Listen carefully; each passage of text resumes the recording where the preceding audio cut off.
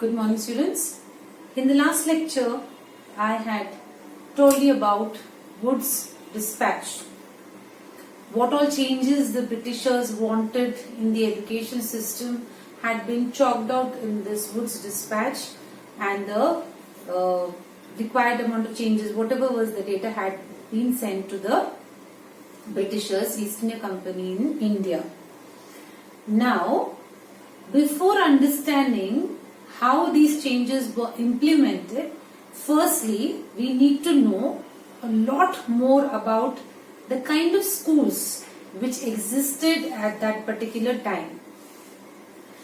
If you don't understand what is the process of the school working then the Britishers would definitely fail in bringing in the change in them. Firstly, they needed to understand. So they send a person named William to check out, to study what kind of school system, education system is prevalent in India. So he went to two places, Bengal and Bihar, and he studied the kind of education system over there and produced his report in front of the East India Company. Now, the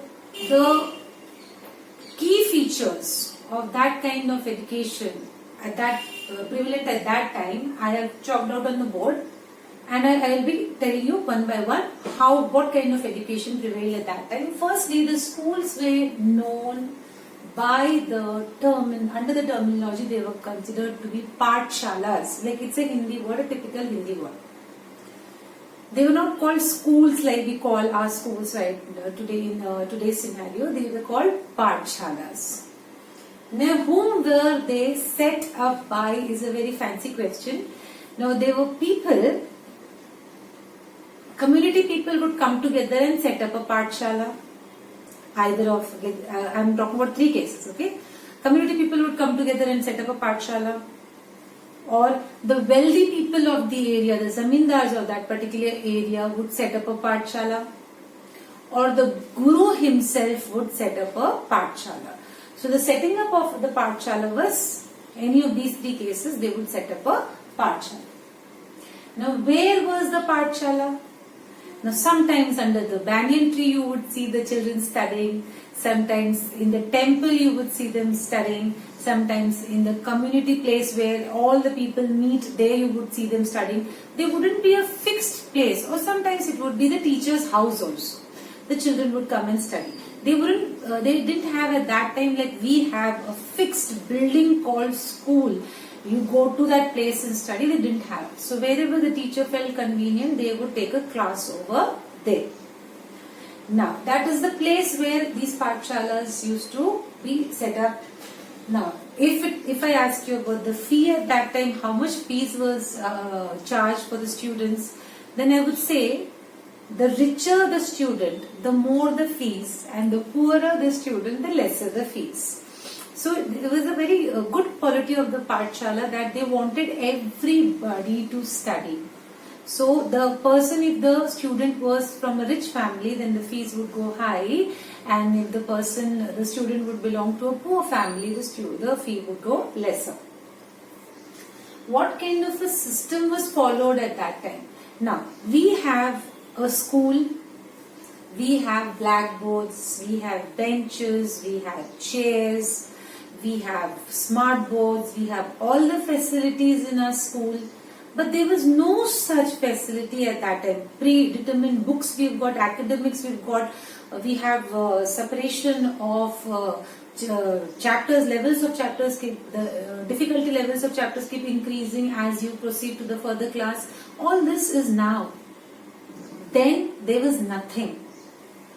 Then it was like, even if a child has just started learning with a slate and a chalk, or a slate pencil, that person would be sitting with the same person who would be learning, say, philosophy, and who would be learning Vedas and about Vedas and all. So all the students, no matter which category of age they belong, they would sit together and study.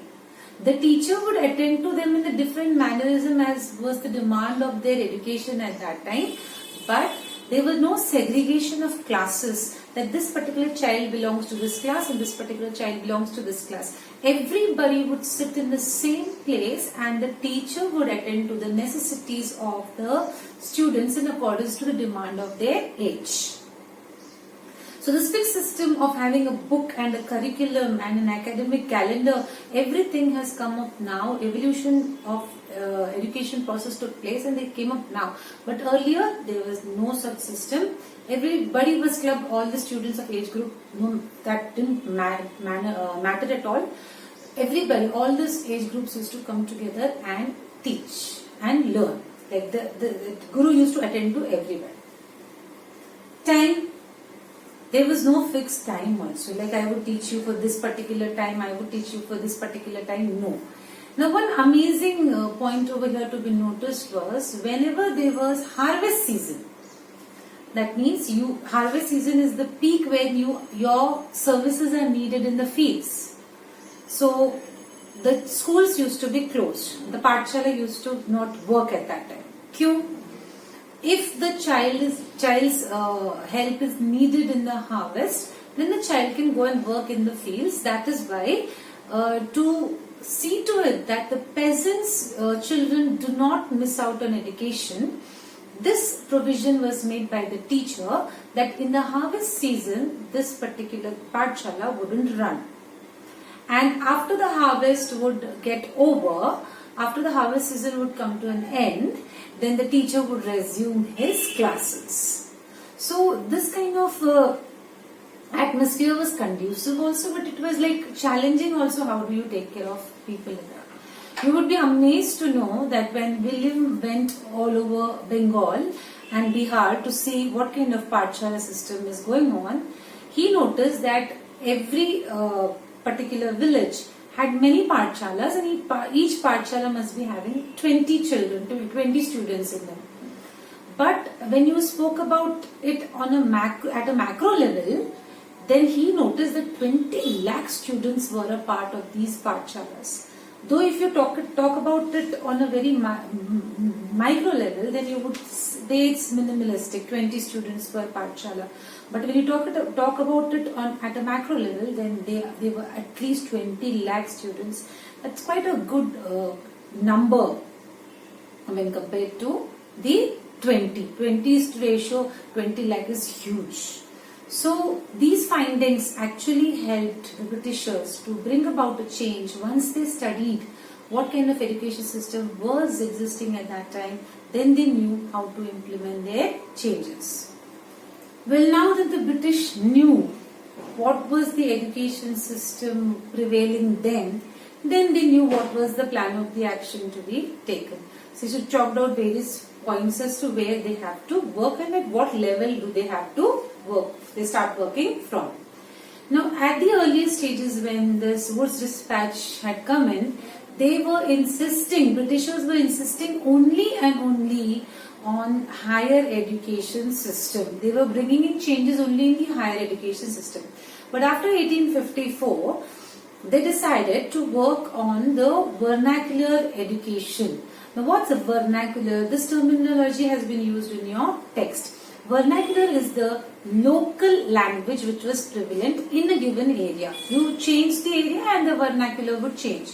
Anybody who would teach, a teacher would teach, would definitely teach in the mother tongue, which was the most prominent language which was being used in that particular area. So the Britishers started focusing on the vernacular education.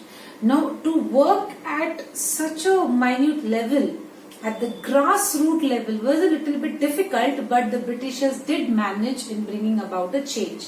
How did they bring about a change? This brought in a new set of new rules. Now, you actually need a facilitator to see whether these particular rules were being followed properly or not, and whether the changes which are being implemented are actually practical or not.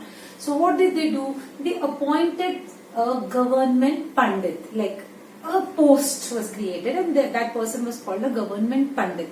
Now this government pandit had around 4 to 5 Pathshalas under him.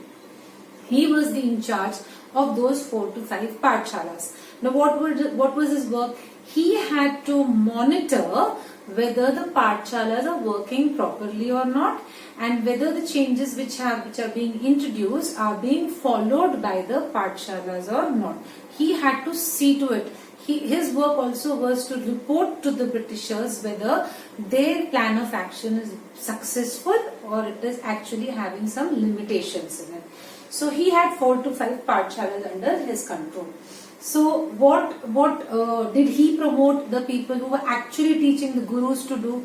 Now the changes which were brought in was the guru had to see to it that the periodic reports, like what changes had been made at that time.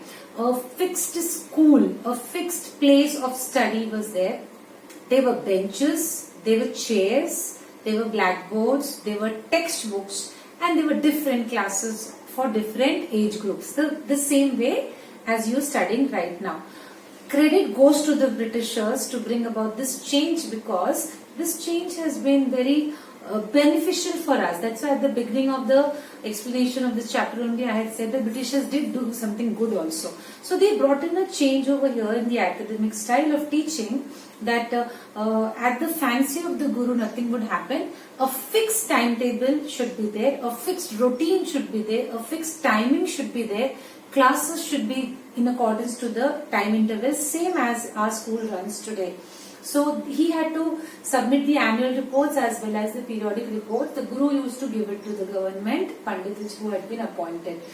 Now even examination came up over here. Here came an annual exam.